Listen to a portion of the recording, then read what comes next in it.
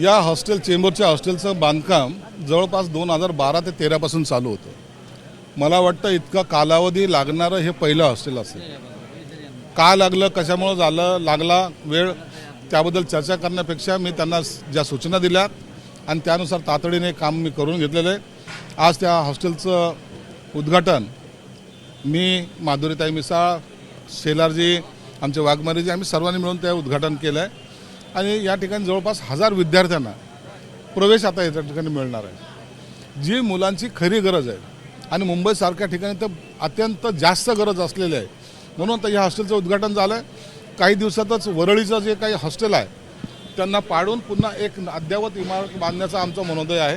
त्या ठिकाणी सुद्धा 1000 विद्यार्थी बसतील या क्षमतेचं ते हॉस्टेलसुद्धा आम्हाला बांधायचं आहे। या क्षेत्रामध्ये या समाज कल्याण विभागातर्फे जवळपास 1200 कोटी रुपयाचा आम्ही निधी यासाठी ठेवलेला आहे आणि 1200 हॉस्टेल म्हणजे 120 हॉस्टेल आम्हाला या महाराष्ट्रामध्ये पुन्हा बांधायचे आहेत, जेणेकरून दलित समाज असतील, पीडित समाजातील मुलं असतील, मुली असतील, जवळपास 25,000 विद्यार्थी या हॉस्टेलमध्ये शिकतील असा आमचा संकल्प आहे।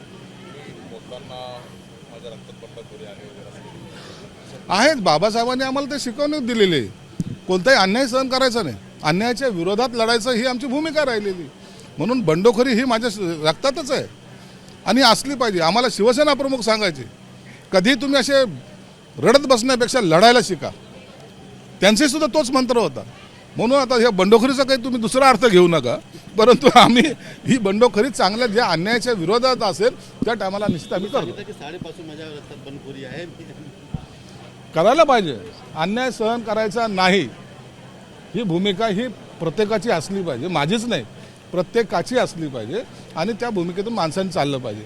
जर तुम्ही एकदा अन्याय सहन केला तर तुमच्यावर अन्याय हा होत राहील, परंतु त्याचा आता राजकीय अर्थ लावून घेऊ नका, राजकीय त्याचं काही आणखीन विश्लेषण करू नका। हा बाबासाहेबांनी दिलेला मंत्र आहे, हा शिवसेना प्रमुख बाळासाहेब ठाकरेंनी दिलेला मंत्र आहे, त्या मंत्राचं आम्ही पालन करण्याचं काम करतो।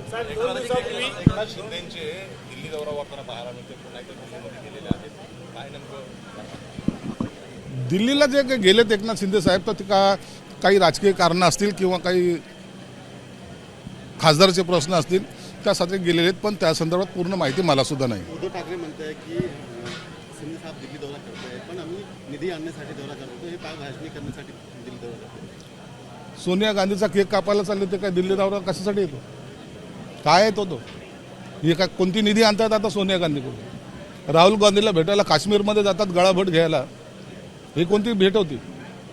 त्यांनी काढलेलं भारत जोडो यात्रेमध्ये हे त्यांच्या रस्त्यावर जाऊन त्यांना गळा भेट घेत होते, हे कसलं हे कोणतं होते? त्या टायमाला निधी मागत होते? आणि हे सगळे जे काही आपल्या मतलबाच्या गोष्टी करतात। एकनाथ शिंदे साहेबांनी जो दृष्टिकोन ठेवला या महाराष्ट्रासाठी तुम्ही पाहिलं, इतक्या स्पीडने चालणारं सरकार यापूर्वी कधी नव्हतं। घरात बसून सरकार चालवता येत नाही हे शिंदे साहेबांनी सिद्ध करून दाखवलेलं आहे।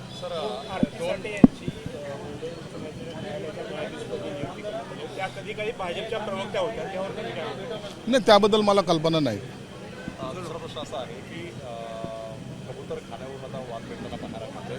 आज जे नव्याने मोठा आंदोलन जे केलं पोलिसांमध्ये सुद्धा तालपत्री काढण्याचे प्रयत्न पण त्यांनी केलेला आहे। काल मुख्यमंत्र्यांनी बैठक घेतल्यानंतर नाही, याच्यामध्ये कोणी आक्रमक होण्याचे काही कारण नाही आहे। या संदर्भामध्ये आपली काही भूमिका असेल तर निश्चित मुख्यमंत्र्यांच्या कानी घाला, योग्य तो मार्ग मुख्यमंत्री काढतील, म्हणून त्याच्यासाठी काहीतरी विशेष काहीतरी करणं मला वाटतं हे योग्य नाही।